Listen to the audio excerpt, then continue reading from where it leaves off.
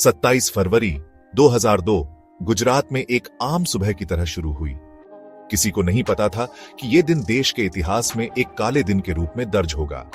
Sabarmati express Ayodhya से हिंदू तीर्थयात्रियों को लेकर आ रही थी। गोधरा स्टेशन के पास जलकर खाक हो गई। इस हादसे में औरतें और बच्चे समेत उन 50 लोग मारे गए। इस भयानक घटना ने पूरे देश को हिलाकर रख दिया। गुस्सा, गम और शक की आग भड़का दी। ये एक टर्निंग पॉइंट बन गया जिसने भारत के सामाजिक ताने बाने पर एक लंबा साया डाल दिया। इस घटना के तुरंत बाद अफरा तफरी मच गई। जैसे ही जलती ट्रेन की खबर फैली, तनाव बढ़ गया।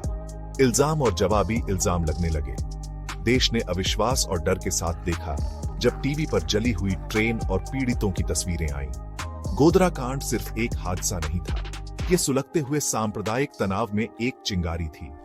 इस घटना के दूरगामी परिणाम हुए जिससे भारत के इतिहास के कुछ सबसे बुरे दंगे भड़क उठे। गुजरात में हुई हिंसा ने देश की आत्मा पर एक गहरा घाव छोड़ दिया। तब से गोधरा कांड गहन जांच, कई जांचों और गर्मागर्म बहस का विषय रहा है। ये आज भी लोगों के जज्बातों को उभारता है और शांति की नाजुकता और सांप्रदायिक नफरत के विनाशकारी परिणामों की याद दिलाता है। गोधरा कांड कई स्तरों पर एक त्रासदी थी।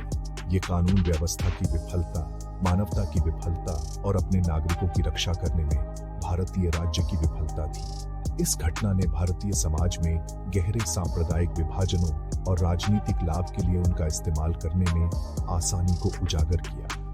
ये एक याद दिलाता है कि न्याय और सुलह की लड़ाई एक सतत प्रक्रिया है और जिसके लिए समाज के सभी वर्गों से निरंतर सतर्कता और प्रयास की आवश्यकता है। गोधरा कांड को समझने के लिए हमें भारत में सांप्रदायिक तनाव के ऐतिहासिक संदर्भ में जाना होगा। खास तौर पर गुजरात में 2002 से पहले के वर्षों में सांप्रदायिक घटनाओं में वृद्धि देखी गई थी। 1992 में बाबरी मस्जिद के विध्वंस ने हिंदू मुस्लिम विभाजन को और गहरा कर दिया था, जिससे कड़वाहट और शक पैदा हुआ। 1990 के दशक में हिंदू राष्ट्रवाद के उदय ने इन तनावों को और बढ़ा दिया।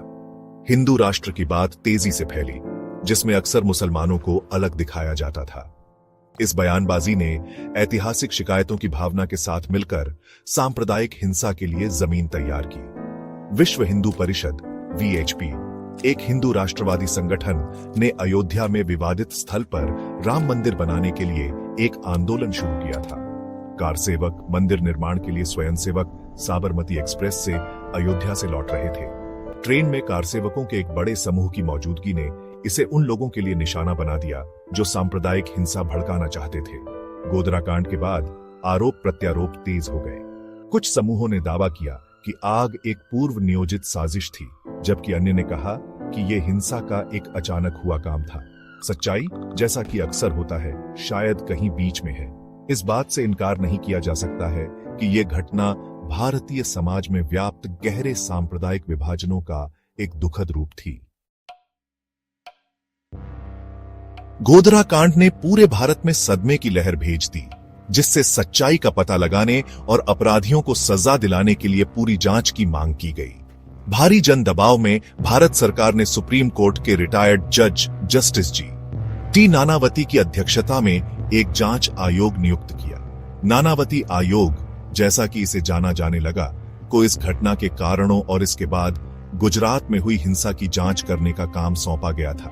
आयोग की जांच लंबी और कठिन थी, जो 6 साल से ज्यादा समय तक चली। इसने सावधानी पूर्वक सबूत इकट्ठा किए, गवाहों के बयान दर्ज किए और घटना के आसपास के विभिन्न सिद्धांतों की जांच की। 2008 में पेश की गई आयोग की अंतिम रिपोर्ट ने निष्कर्ष निकाला कि साबरमती एक्सप्रेस में आग वास्तव में आगजनी की एक पूर्व नियोजित कार्रवाई थी। इसने दुर्घटना या बिजली के शॉर्ट सर्किट की संभावना को खारिज कर दिया। जिस डिब्बे में आग लगी थी, उसके अंदर जानबूझकर ज्वलनशील तरल पदार्थ डालने की ओर इशारा किया गया। हालांकि नानावती आयोग के निष्कर्षों को मिलीजुली प्रतिक्रिया मिली।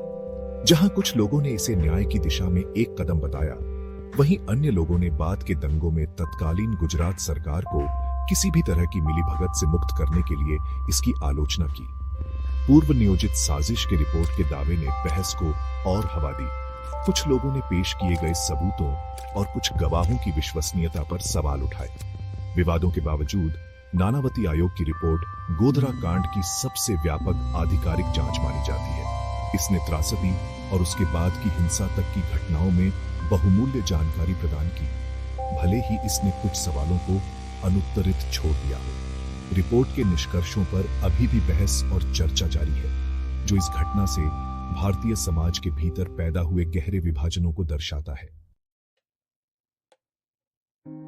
गोधरा कांड कोई अलग थलग घटना नहीं थी।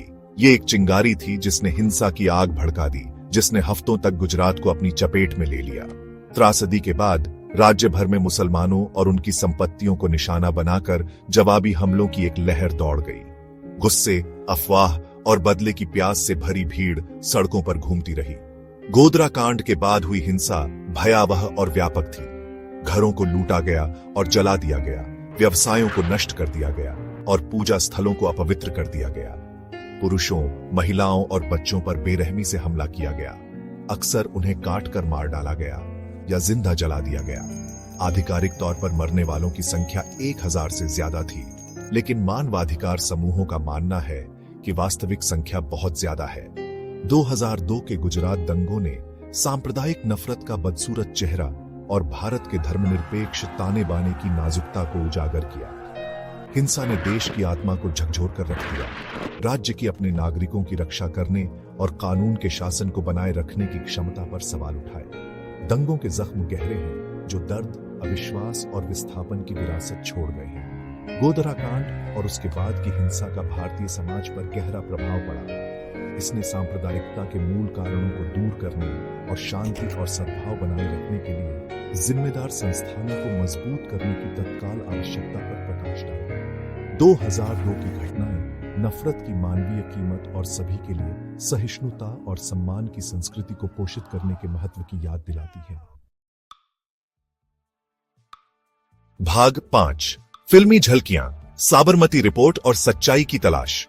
गोधरा कांड और उसके बाद के हालात कई डॉक्यूमेंट्री, किताबों और फिल्मों का विषय रहे हैं। साबरमती रिपोर्ट इस त्रासदी की जटिलताओं से जूझने का एक ऐसा ही प्रयास है, हालांकि कल्पना के जरिए।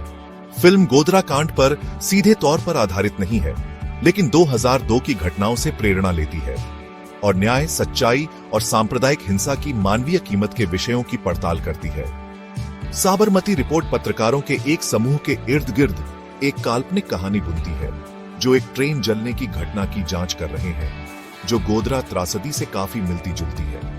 फिल्म राजनीति, मीडिया में हेरफेर और डर और संदेह के माहौल के बीच सच्चाई को उजागर करने के संघर्ष की गंदी दुनिया में जाती है। फिल्म के पात्र वास्तविक जीवन के लोगों से प्रेरित हैं, संघर्ष के विभिन्न पक्षों का प्रतिनिधित्व करते हैं, जिनमें से प्रत्येक के पास सच्चाई का अपना संस्करण है। साबरमती रिपोर्ट काल्पनिक होते हुए भी सच्चाई की प्रकृति और कहानियों को आकार देने में सत्ता की भूमिका के बारे में महत्वपूर्ण सवाल उठाती है।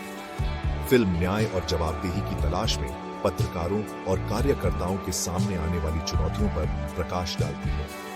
ये आम लोगों पर ऐसी त्रासदियों के प्रभाव की भी पड़ताल करती है, जिनका जीवन नफरत और हिंसा की ताकतों से हमेशा के लिए बदल जाता है।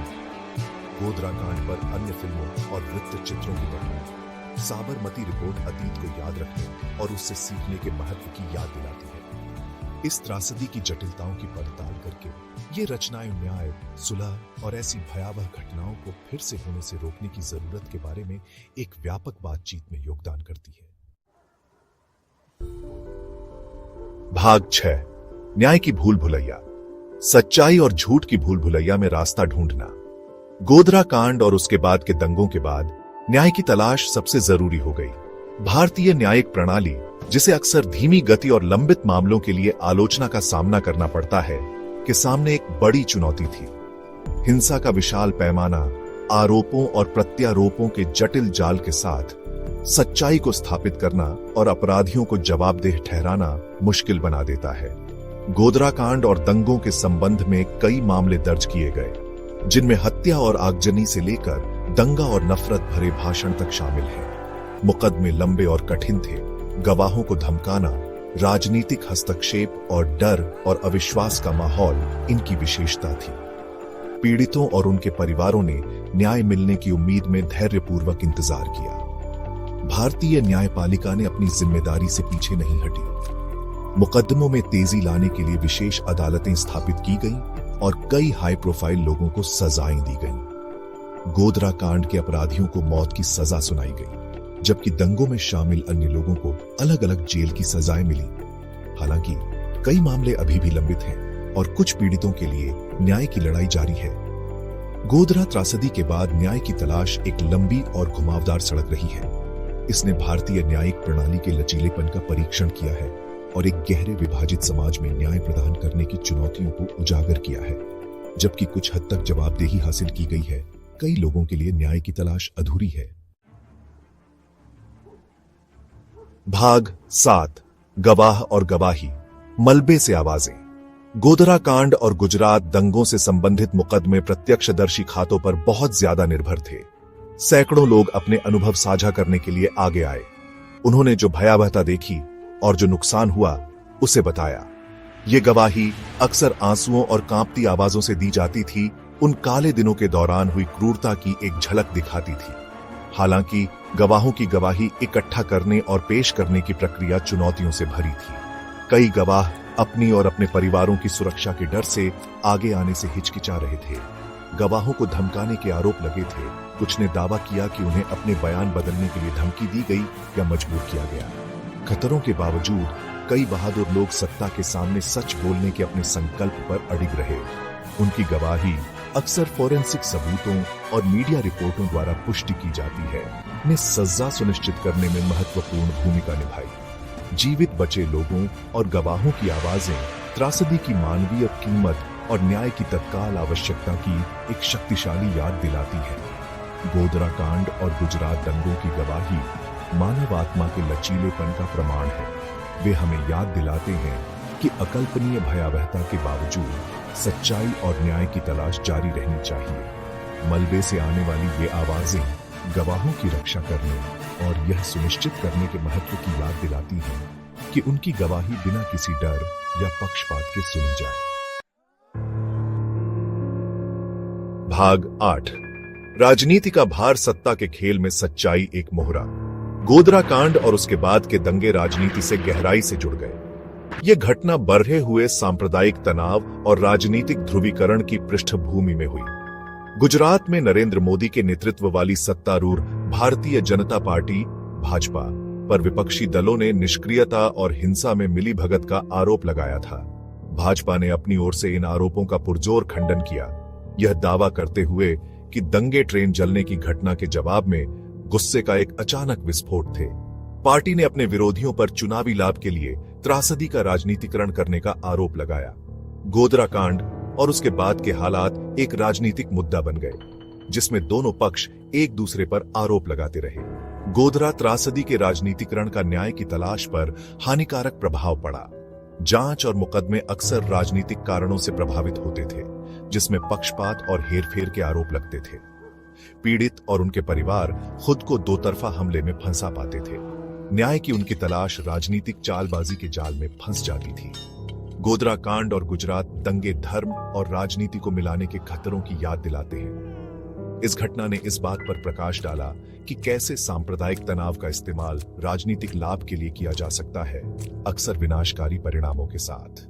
ये जिम्मेदार नेतृत्व और न्याय और धर्मनिरपेक्षता के सिद्धांतों को बनाए रखने की प्रतिबद्धता की आवश्यकता को रेखांकित करता है। भाग 9, सच्चाई की अंतहीन तलाश। अंधेरे में एक प्रकाश स्तंभ। गोधरा कांड भारत के स्वतंत्रता के बाद के इतिहास में एक निर्णायक क्षण था। इसने देश के धर्मनिरपेक्ष ताने बाने की नाजुकता और समाज को त्रस्त करने वाले गहरे सांप्रदायिक विभाजनों को उजागर किया। इस घटना और उसके बाद के हालात ने देश के मानस पर एक अमिट निशान छोड़ दिया, जिससे पहचान, सहिष्णुता और भारत के विचार के बारे में असहज सवाल उठे। त्रासदी को 2 दशक से ज्यादा समय बीत चुका है, फिर भी सच्चाई और न्याय की तलाश जारी है। कानूनी लड़ाई अपने अंजाम तक पहुंच सकती है, लेकिन अतीत के जख्म बने हुए हैं। उस भयावह दिन की यादें जीवित बचे लोगों, पीड़ितों के परिवारों और अपने राक्षसों से जूझ रहे एक राष्ट्र को सताती रहती है। गोधरा कांड नफरत और असहिष्णुता की मानवीय कीमत की याद दिलाता है। ये हमें सांप्रदायिकता की असहज सच्चाइयों का सामना करने और एक ज्यादा न्याय संगत और न्यायप्रिय समाज के निर्माण की दिशा में काम करने के लिए मजबूर करता है। सच्चाई और न्याय की तलाश हालांकि चुनौतियों से भरी है, अंधेरे में एक अटल प्रकाश स्तंभ बनी हुई है जो हमें ऐसे भविष्य की ओर ले जाती है जहां ऐसी भयावहताएं फिर कभी न दोहराई जाए। गोधरा कांड एक ऐसी कहानी है जिसे बार बार बताया जाना जरूरी है, पुराने जख्मों को फिर से हरा करने के लिए नहीं, बल्कि अतीत की गलतियों से सीखने के लिए। ये एक ऐसी कहानी है जो आत्मनिरीक्षण, बातचीत और एक ज्यादा समावेशी और सामंजस्यपूर्ण समाज के निर्माण के लिए एक सामूहिक प्रतिबद्धता का आह्वान करती है। सच्चाई और न्याय की तलाश एक सतत प्रक्रिया है जिसके लिए हमारे अटूट ध्यान और अटूट संकल्प की आवश्यकता है।